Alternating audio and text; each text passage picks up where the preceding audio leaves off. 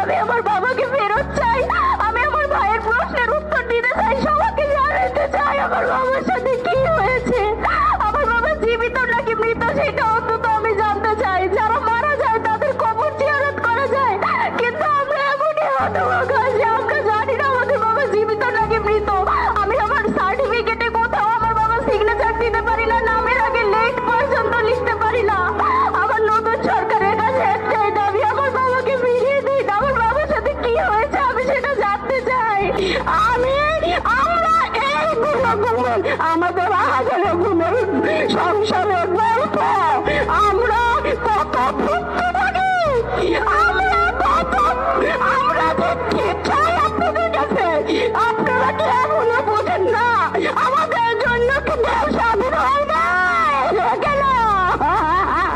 আমার শরীরে বিভিন্ন এই বয়সে তার বাইরে ভাই বলে ডাকতে পারে, আমি আর এভাবে পথ চলতে পারি না। এই ইচ্ছা আমাদের একটাই খোঁজ খবর দিয়ে দেন আপনারা।